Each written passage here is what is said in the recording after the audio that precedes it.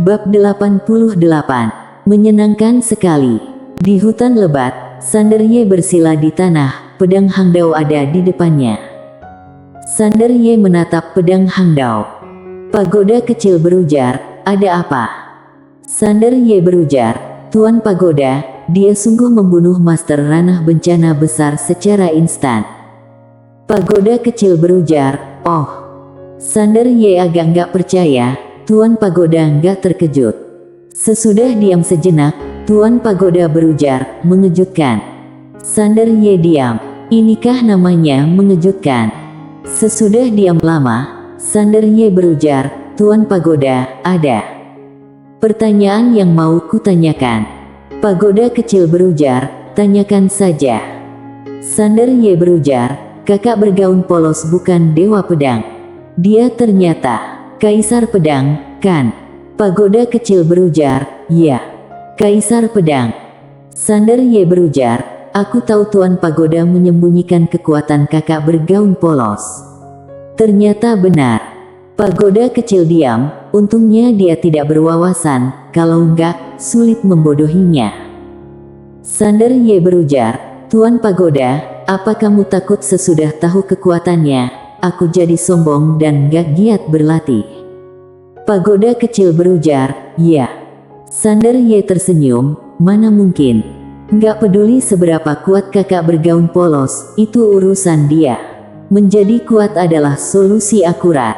Aku tahu teori ini." Pagoda kecil tersenyum, "Baguslah kalau kamu berpikir begitu." Sanderye ragu-ragu, "Tuan Pagoda, keluargaan dan klan naga langit kuno sangat kuat, terutama keluargaan. Mereka berhubungan dengan Master Pedang Dunia yang legendaris, tapi aku bermusuhan dengan mereka. Apa aku akan melibatkan kakak bergaun polos?" Pagoda kecil berujar, "Seharusnya enggak." Sanderye berujar, "Bagaimana kalau keluargaan memanggil Master Pedang Dunia untuk mengalahkanku dan kakak bergaun polos?" Pagoda kecil diam. Sanderye berseru, "Pagoda utama." Pagoda kecil berujar, "Itu seharusnya nggak mungkin." Sanderye bingung, "Kenapa?" Pagoda kecil diam. "Anak bodoh. Mana mungkin ayahmu membantu orang lain memukulmu? Apalagi menukul Kak Destri. Kalau keluargaan berpikir begitu, seluruh keluargaan akan punah." Dia tahu temperamen majikan mudanya. Biarpun mencolok, kalau ada yang berani menghina Kak Destri, majikan mudanya pasti akan menghajarnya dulu. Majikan muda menyukai Nyonya, tapi bukan berarti dia menyukai seluruh keluargaan. Itu nggak bisa dia jelaskan pada Sanderye. Untuk mencegah si kecil mengandalkan kekuasaan sebagai generasi ketiga, dia terpaksa terus membodohinya. Pagoda kecil tersenyum, "Coba kamu pikir, Akademi Guanxuan didirikan oleh Master Pedang Dunia. Siapa Master Pedang Dunia? Jenius tiada taraf yang jarang muncul dalam sejuta tahun. Apa tujuan pendirian Akademi Guanxuan? Membangun dunia yang berprinsip hukum. Keluargaan gak masuk akal, mana mungkin Master Pedang Dunia membantu mereka, betul?" Sanderye berpikir lalu mengangguk, "Ya." Pagoda kecil tersenyum, "Tugasmu sekarang adalah berlatih dengan giat dan mencapai Dewa Pedang Agung yang nyata." Dewa Pedang Agung yang nyata. Sanderye menutup mata, dia merasa disesali. Barusan dia masih mau bertarung dengan dua Master Ranah Bencana Besar. Karena sesudah bertarung, dia menemukan bahwa Master Ranah Bencana Besar nggak begitu menakutkan. Alasan dia memilih mundur karena takut ada orang lain yang bersembunyi lagi. 1 lawan 2, dia nggak takut. Lagi pula, dia bisa melanggar aturan ruang dan waktu, dia belum pernah menggunakan jurus pamungkas itu. Tapi kalau 1 lawan 3, dia harus kabur. Sifat pemberani memang bagus, tapi nggak boleh bertindak tanpa pikir. Sekarang, dia mau mencari lawan sebanding dan bertarung dengan puas. Pergi ke Paviliun Xianbao. Paviliun Xianbao punya tempat uji coba untuk pertarungan nyata. Dia berdiri dan pergi. Aurora muncul. Aurora menatap Sander Ye, "Apa kamu Dewa Pedang Agung?" Sander Ye tersenyum, "Enggak." Aurora berujar, "Pedangmu." Sander Ye tersenyum, tapi enggak berujar. Sesudah Aurora menatap Ye Xuan sejenak, dia tersenyum, "Hati-hati." Sander Ye mengangguk, "Nona Aurora juga harus berhati-hati." Sesudah mengatakannya, dia pergi. Aurora bertanya, "Apa kita berteman?" Sander Ye terpana, lalu diam. Aurora tersenyum, "Nggak terhitung." Sander Ye bertanya, "Kalau aku tadi dikeroyok 2 master ranah bencana besar, apa kamu akan bantu?" Aurora bertanya, "Bagaimana kalau aku dikeroyok?" Sander Ye tersenyum, "Nona Aurora, aku juga berharap kita bisa berteman, tapi untuk saat ini, kita bukanlah teman. Karena kita nggak bersedia berkorban untuk pihak lain, kita memikirkan untung dan rugi. Seorang teman nggak boleh ada perhitungan dan kewaspadaan. Kita hanya bisa menjadi mitra, bekerja sama demi keuntungan." Sesudah Aurora diam, lalu tersenyum, "Kamu benar." Sander Ye mengangguk, "Nona Aurora, sampai jumpa lagi." Dia menjadi cahaya pedang lalu menghilang. Aurora terkekeh, pria yang menarik. Sesudah mengatakannya, dia berkelebat, juga langsung muncul angin dan guntur. Dia juga master ranah bencana besar. Barusan dia mengikuti Sander Ye. Saat melihat Sander Ye dikeroyok kedua master, dia juga bertanya sendiri apa dia akan bantu. Dia pikir Akna bantu. Karena dia nggak membenci pria ini. Sander Ye pergi ke paviliun Xianbao. Begitu sampai di paviliun Xianbao, Fendiokin menyapa dengan tertawa, "Kak Sander, apa kabar?" Sander Ye memeli, "Kak Bendio." Fendiokin menatap Sander Ye, "Apa kamu Dewa Pedang Agung?" Sander Ye menggeleng tanpa menjelaskan. Karena pihak lain mungkin juga nggak percaya penjelasannya. Bisakah pedang master ranah bencana besar membunuh orang secara spontan? Siapa bakal percaya? Dia sendiri nggak percaya. Melihat Sander Ye nggak menjawab, Fendiokin nggak bertanya lagi. Dia berujar sembari tersenyum, "Kak Sander, kamu datang karena ada perlu." Sander Ye berujar, "Aku mau tempat latihan, jenis pertarungan nyata." Pertarungan nyata. Fendiokin berpikir lalu berujar, "Akan kuatur." Sander Ye menangkupkan tinju dan berujar, "Terima kasih." Fendiokin tersenyum, "Kenapa sungkan? Ayo." Dia mengeluarkan sebuah buku dan menghancurkannya. Bang! Dalam sekejap, dia dan Sander Ye menghilang. Ketika muncul, mereka berada di langit berbintang. Di depan mereka ada kotak kuno hitam. Sander Ye terkejut, "Kak Fendio, di mana ini?" Fendiokin tersenyum, "Pangkalan teleportasi, ini pangkalan teleportasi terbesar di wilayah bintang dataran tengah, bisa berteleportasi ke berbagai dunia lain." Dia membawa Sander Ye ke kota kuno. Seluruh kota kuno dipenuhi ratusan ribu portal transmisi. Sander Ye penasaran, "Kemana kita akan berlatih?" Fendiokin berujar, "Menara Xuan." Sander Ye mengernyit, "Menara Xuan." Fendiokin mengangguk, "Pagoda Xuan terletak di dunia Xuan. Seluruh dunia Xuan dijadikan tempat pelatihan. Para jenius dari keluarga besar dan sekte dari seluruh dunia berlatih di sini. Tempat ini adalah satu-satunya tempat pelatihan terkuat selain benua Xiaoguan." Sander Ye menatap Fendiokin, "Benua Xiaoguan." Fendiokin tersenyum, "Pusat Akademi Guanxuan berada di benua Xiaoguan. Benua Xiaoguan milik alam semesta Guanxuan. Alam semesta Guanxuan sangat besar, terdiri dari banyak dunia dan alam semesta, dengan benua Xiaoguan sebagai pusat, karena markas akademi di sana." Sander Ye mengangguk, "Paham." Fendiokin berujar, "Kak Sander, kamu mau mendapatkan keberuntungan Tao, kan?" Sander Ye mengangguk. Fendiokin menatap Sander Ye, biar kuingatkan, para jenius yang bersaing untuk mendapatkan keberuntungan Tao kali ini sungguh menakutkan. Ada yang terus berlatih di pusat Akademi Guanxuan. Nggak hanya punya sumber daya terbaik, tapi juga ada bimbingan master, visi dan kekuatan mereka melampaui para jenius lainnya. Sander Ye mengangguk, paham. Tapi, Tuan Pagoda aku juga kuat. Dengan bimbingan dia, aku yakin nggak bakal kalah. Pagoda kecil mengakak. Tuan Pagoda. Fendiokin tersenyum pada Sander Ye, dia nggak terkejut. Dia berujar, Kak Sander, sesudah pergi ke dunia Xuan, langsung pergi ke Menara Xuan. Ada 72 lantai di Menara Xuan, setiap lantai adalah dunia tersendiri, ada berbagai jenis ujian, tapi biayanya sangat mahal. Mendengar ini, wajah Sander Ye muram. Asetnya berjumlah 26 juta kristal emas, tapi dia tahu itu nggak banyak, berlatih ibarat membuang uang. Fendiokin melanjutkan, satu hal lagi, kamu harus ingat, kamu harus menandatangani perjanjian siap mati. Artinya, pelatihan di sana bukan permainan, tapi pedang asli dan senjata asli. Orang bisa saja mati, apalagi kalau kamu memilih pertarungan nyata.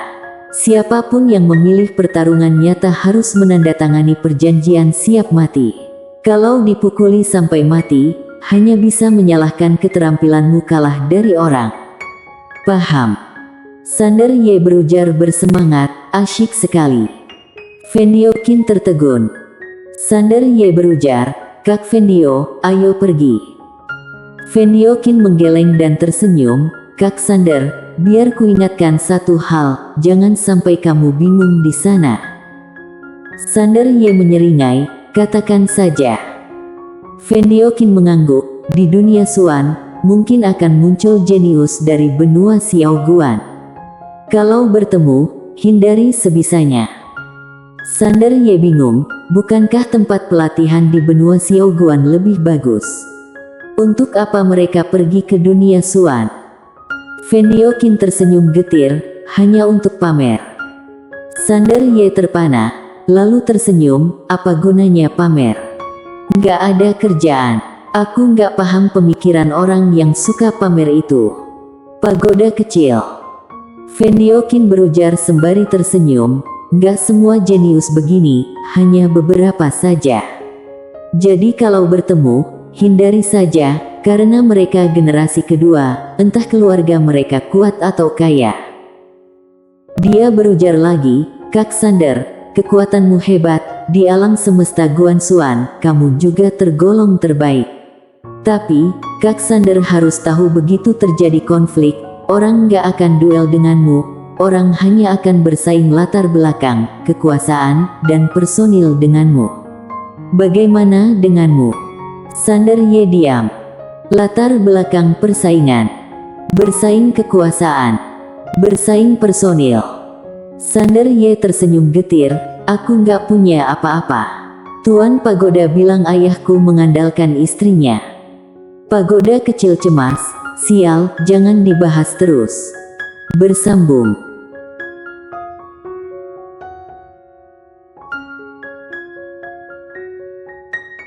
Bab 89.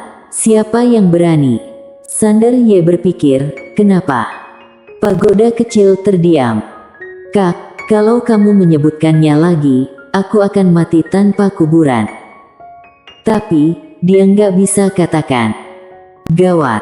Pagoda kecil menghela napas, dia kembali menjebak dirinya sendiri. Dosa. Pagoda kecil meratap. Sander Ye diam. Dia merasa Tuan Pagoda menyembunyikan rahasia besar. Fendiokin tersenyum, Kak Sander, ayo jalan. Dia menunjuk ke portal transmisi di kejauhan. Sander Ye menarik lamunannya dan menangkupkan tangan pada Fendiokin, Kak Fendio, terima kasih. Fendiokin tersenyum, bukan apa-apa. Sander Ye tidak berujar lagi. Dia masuk dan mengaktifkan portal transmisi, lalu menghilang. Sesudah Sander Ye menghilang, Vendiokin berujar, aku harus mengandalkan dia. Dia terkekeh, ketika orang ini menjadi kaisar pedang, aku akan bersaudara dengan kaisar pedang. Coba lihat apa orang di paviliun Xianbao itu berani menindas aku. Dunia Xuan. Di sebuah lembah yang dipenuhi ratusan ribu portal transmisi. Salah satu portal transmisi bergetar. Lalu seorang pria berjubah muncul di portal transmisi. Itu adalah Sander Ye. Sander Ye merapikan pakaian lalu turun portal transmisi. Dia melihat menara tinggi menjulang di ujung lembah. Menara Xuan. Sander Ye hendak terbang dengan pedang, tapi sebuah portal transmisi gak jauh darinya bergetar. Tak lama kemudian, sinar putih muncul, seorang pria keluar. Pria itu berjubah brokat mewah, liontin giok sebesar telapak tangan tergantung di pinggangnya. Ada sinar redup di liontin giok itu mengesankan. Setiap jari tangan dia memakai cincin penyimpanan, seperti takut orang lain gak tahu dia kaya. Jadi, bangsawan. Inilah yang dirasakan Sander Ye. Saat ini, pria itu melirik Sander Ye sambil tersenyum, siapa namamu? Sander Ye berujar, Sander Ye. Pria itu mengangguk, aku baru tiba di sini, aku nggak mengenal tempat ini dan butuh beberapa pengawal. Apa kamu tertarik? Sander Ye terkejut, penjaga. Pria itu tertawa, 10.000 kristal emas sehari. Sander Ye melirik pria itu lalu berujar, apa kamu datang untuk mengikuti tes latihan? Pria itu tertawa, ya. Sander Ye bingung, kalau datang untuk latihan, kenapa butuh pengawal? Pria itu tersenyum, aku takut orang nakal menyakitiku. Sander Ye diam. Mungkinkah dia datang dari alam semesta Guanxuan untuk pamer? Pria itu bertanya lagi, tertarik. Sander Ye menggeleng, aku mau berlatih. Dia terbang dengan pedang dan menghilang. Melihat itu, pria itu tertegun, buset. Ternyata dewa pedang. Aku salah menilai. Ketika Sander Ye tiba di Menara Xuan, dia merasa Menara Xuan sangat besar, tingginya puluhan ribu kaki, menembus langit, dan sangat luas, panjangnya puluhan mil. Itu raksasa. Sander Ye datang ke pintu, seorang lelaki tua sedang duduk di depan pintu menara. Orang tua itu menatap Sander Ye. Sander Ye berujar, latihan pertarungan nyata. Orang tua itu berujar, uji pertarungan nyata dibagi 6 tingkatan, yaitu ujian manusia, ujian bumi, ujian langit, ujian raja, ujian Xian, ujian kaisar. Sander Ye berpikir lalu berujar, yang mana yang cocok untukku? Orang tua itu marah pada Sander Ye, kamu tanya aku, siapa yang harus kutanya? Sander Ye menyeringai, kalau begitu mulai dengan ujian langit. Orang tua itu berujar, 1 hari 50.000 kristal emas. 50.000. Ekspresi Sander Ye berubah, 50.000 sehari. Orang tua itu mengangguk. Sander Ye berujar dalam hati, ampun, Tuan Pagoda, paviliun Xianbao sangat menguntungkan. Aku rasanya mau merampok paviliun Xianbao. Pagoda kecil diam. Orang tua itu berujar, apa terlalu mahal? Sander Ye mengangguk. Orang tua itu melirik Sander Ye, kayaknya kamu kultivator mandiri. Sander Ye agak bingung, kultivator mandiri. Orang tua itu berujar, orang yang gak punya latar belakang, gak punya dukungan, dan hanya berlatih sendiri, itu disebut kultivator mandiri, paham? Sander Ye menyerahkan cincin penyimpanan. Tepatnya ada 50.000 kristal emas. Orang tua itu menatap Sander Ye, apa kamu hanya tinggal 1 hari? Sander Ye mengangguk. Orang tua itu menggeleng, anak muda, jangan salahkan aku berkata kasar. Dengarkan nasihatku, tempat ini gak cocok untukmu, ini disiapkan khusus untuk orang kaya. Kamu hanya menghabiskan semua tabunganmu dan keluargamu. Mungkin, orang tuamu akan terlilit hutang, gak layak. Pagoda kecil. Sander Ye tersenyum, terima kasih, senior, tapi aku punya sedikit tabungan. Orang tua itu melirik Sander Ye, lalu meletakkan cincin penyimpanan, meletakkan selembar kertas di depan Sander Ye. Kesepakatannya siap untuk mati. Orang tua itu menatap Sander Ye, sesudah tanda tangan, kamu menerima semua konsekuensi. Paham? Sander Ye mengangguk, paham. Orang tua itu berujar, teteskan darah. Sander Ye mengangguk, lalu menunjuk dan setetes darah jatuh ke perjanjian siap mati. Tapi, begitu darah menetes, perjanjian siap mati menghilang tanpa jejak. Orang tua itu terperanjat. Sander Ye juga terperanjat. Apa artinya? Sander Ye bingung, apa kertas kalian bermasalah? Orang tua itu menatap Sander Ye, di kertas ini ada aturan Tao di dunia ini. Menandatangani perjanjian siap mati ini sama dengan mengakui aturan Tao. Apa kamu pikir ada masalah dengan kertas ini? Sander Ye berpikir, lalu berujar, coba lagi. Orang tua itu melirik Sander Ye, lalu mengeluarkan perjanjian siap mati lagi. Sander Ye meneteskan setetes darah jatuh ke perjanjian siap mati. Tapi, seperti sebelumnya, begitu darah mengenai perjanjian siap mati, perjanjian siap mati menghilang tanpa bekas. Melihat ini, lelaki tua itu mengernyit. Sander Ye menatap lelaki tua itu dengan lugu. Orang tua itu mengeluarkan perjanjian siap mati lagi dan meletakkannya di depan Sander Ye, ayo. Sander Ye mengangguk, lalu setetes darah jatuh ke perjanjian siap mati. Orang tua itu menatap perjanjian siap mati, segera perjanjian siap mati menghilang tanpa jejak. Orang tua itu sangat tegang. Aturan Tao dalam perjanjian siap mati nggak bisa menerima setetes darah ini. Orang tua itu menatap Sander Ye, siapa kamu? Sander Ye berujar, orang biasa. Orang tua itu marah, bagaimana orang biasa bisa membuat aturan Tao nggak tahan? Sander Ye berujar tanpa daya, aku memang orang biasa.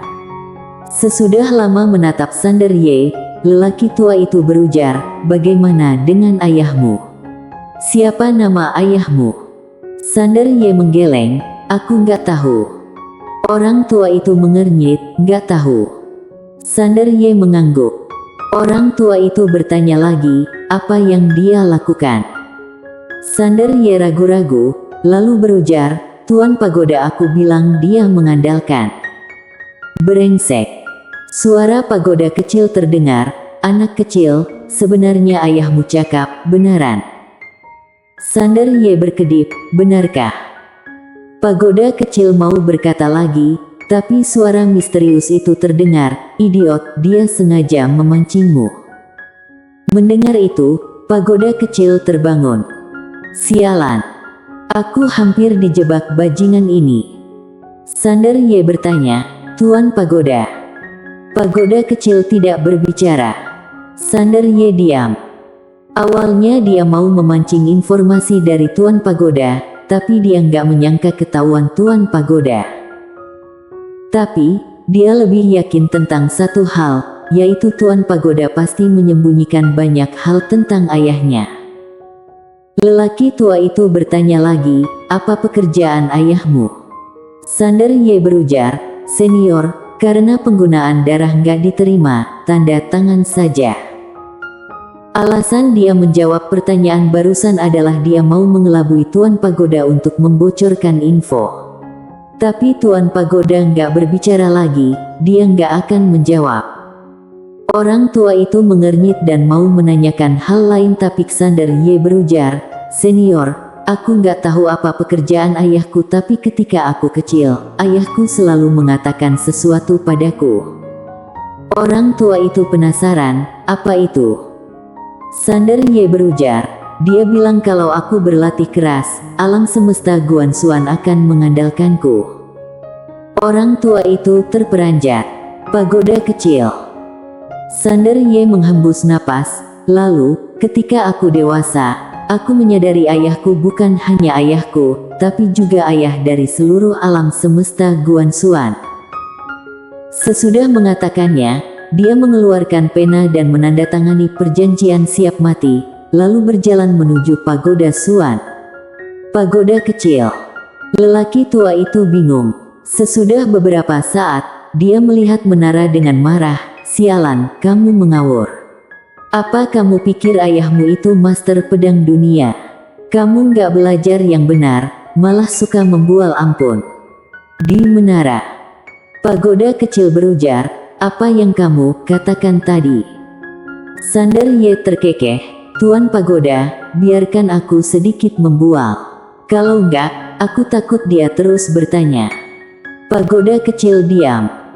Kamu lebih jago dari ayahmu. Ayahmu terkadang membual secara acak, tapi kamu membual seolah itu nyata. Salah. Itu memang nyata. Dia terdiam. Suara misterius itu berujar, Pagoda kecil, kusarankan lebih berhati-hati. Si kecil ini kelihatannya lugu, tapi sebenarnya cerdik. Pagoda kecil terdiam. Itu terbukti. Kata-kata sembrono dia sering kali adalah jebakan. Pagoda kecil pusing. Kenapa nggak ada seorang pun di keluarga yang berpikiran biasa? Mereka. Pagoda kecil menghembus napas, semakin sulit menyembunyikan identitas orang ini. Tapi dia nggak boleh membiarkan orang ini mengetahui identitasnya sekarang, kalau nggak, berkurangnya rasa krisis akan sangat merugikan kultivasinya. Majikan muda dia waktu itu menemui masalah saat menerobos tingkat ilahi hanya karena dia nggak ada rasa krisis. Lalu kenapa majikan tua dia bisa tak terkalahkan? Itu karena keputusasaan yang dia alami saat menghadapi takdir, itulah yang belum pernah dialami majikan kecil. Apalagi saat melihat kultivator pedang Shiro nggak berada pada Destri, keputusasaannya sungguh tak terlukiskan. Hilangkan rasa takut dan hancurkan para dewa di dalam hati. Majikan tua berhasil. Karena majikan tua terus berjuang sepanjang jalan, hati tahu dia stabil, bahkan Destri nggak bisa menggoyahkannya dan menghancurkan hati tahu. Majikan muda kekurangan hati tahu, tapi nggak masalah karena belakangan dia sadar. Sekarang Pagoda menyembunyikannya dari Sander Ye, bukan untuk menyiksa Sander Ye, tapi agar Sander Ye mengelilingi dan melihat-lihat dunia ini. Ini juga niat ayahnya, Master Pedang Dunia. Dengan melangkah dari bawah, baru bisa mengetahui kendala di Akademi Guanxuan dan Paviliun Xianbao. Kalau dia menjadi dekan Akademi Guanxuan sekarang, semua orang akan bersatu untuk menyembunyikan masalah darinya. Sesudah puluhan juta tahun, Akademi Guanxuan dan Paviliun Xianbao perlu direformasi. Sander Ye akan menjadi penguasa. Terdengar suara misterius, Pagoda kecil, apa ada yang akan bersaing untuk posisi dekan Akademi Guanxuan? Siapa yang berani? Pagoda kecil mencibir, selama 30 juta tahun, siapa yang berani duduk di posisi itu? Suara misterius itu diam. Pagoda kecil berujar lagi, bahkan orang yang sangat berkuasa itu pun gak berani mendambakan posisi itu. Suara misterius itu berbisik, bagaimana kalau Akademi merekomendasikan seseorang? Pagoda kecil berujar, kalau begitu, apa Akademi masih perlu dipertahankan? Suara misterius itu diam. Bersambung. Bab 89. Siapa yang berani? Sander Ye berpikir, kenapa? Pagoda kecil terdiam. Kak, kalau kamu menyebutkannya lagi, aku akan mati tanpa kuburan. Tapi, dia nggak bisa katakan. Gawat. Pagoda kecil menghela napas, dia kembali menjebak dirinya sendiri. Dosa. Pagoda kecil meratap. Sander Ye diam, dia merasa Tuan Pagoda menyembunyikan rahasia besar. Fendiokin tersenyum, "Kak Sander, ayo jalan." Dia menunjuk ke portal transmisi di kejauhan. Sander Ye menarik lamunannya dan menangkupkan tangan pada Fendiokin. "Kak Fendio, terima kasih." Fendiokin tersenyum, "Bukan apa-apa." Sander Ye tidak berujar lagi, dia masuk dan mengaktifkan portal transmisi, lalu menghilang. Sesudah Sander Ye menghilang, Fendiokin berujar, "Aku harus mengandalkan dia." Dia terkekeh, "Ketika orang ini menjadi kaisar pedang, aku akan bersaudara dengan kaisar pedang.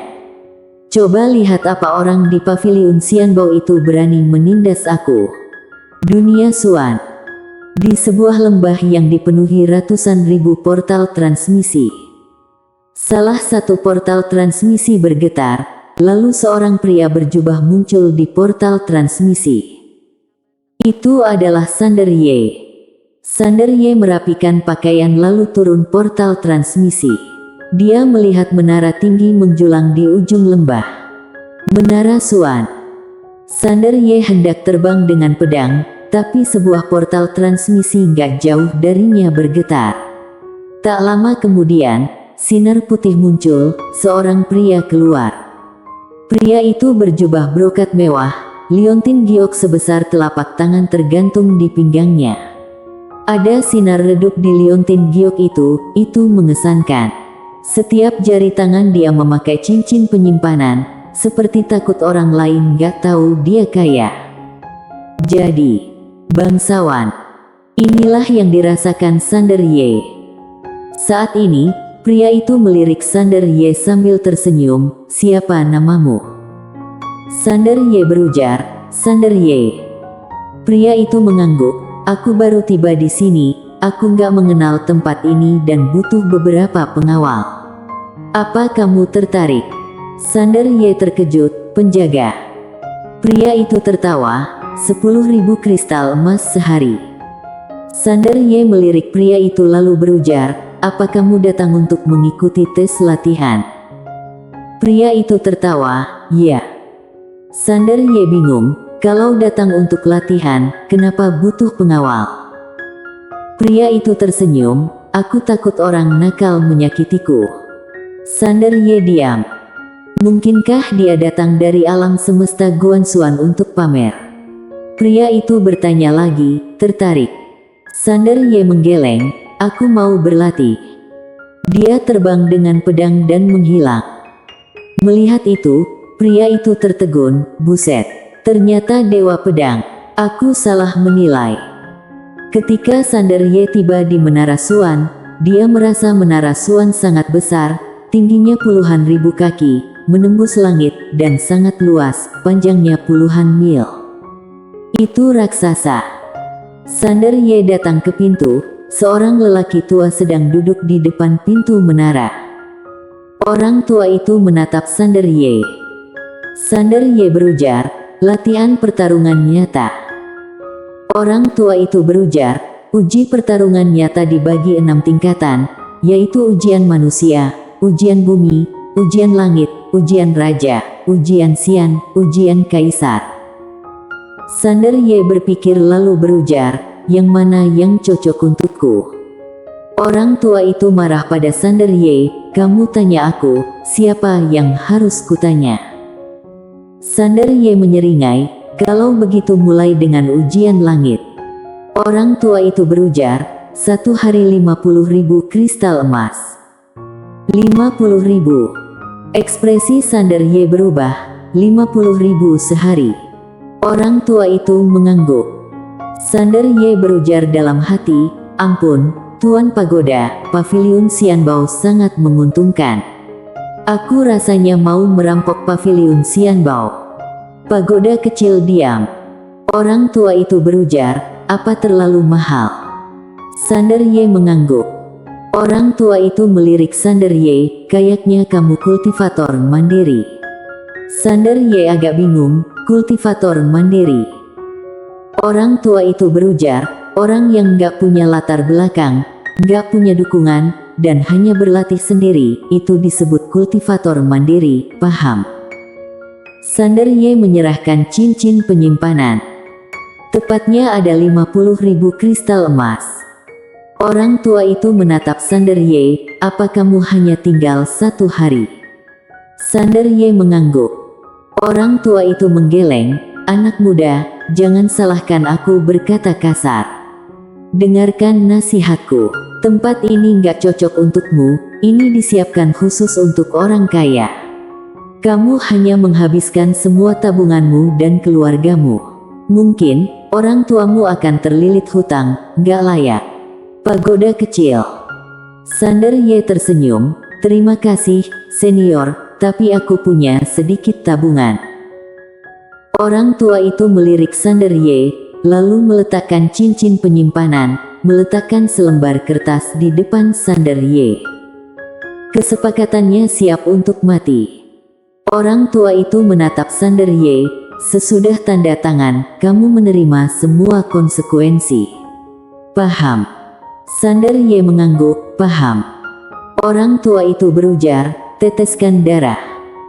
Sander Ye mengangguk, lalu menunjuk dan setetes darah jatuh ke perjanjian siap mati.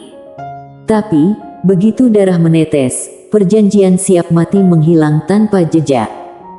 Orang tua itu terperanjat. Sander Ye juga terperanjat. Apa artinya? Sander Ye bingung, apa kertas kalian bermasalah? Orang tua itu menatap Sander Ye, di kertas ini ada aturan Tao di dunia ini. Menandatangani perjanjian siap mati ini sama dengan mengakui aturan Tao. Apa kamu pikir ada masalah dengan kertas ini? Sander Ye berpikir, lalu berujar, coba lagi.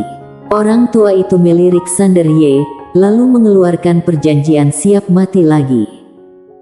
Sander Ye meneteskan setetes darah jatuh ke perjanjian siap mati.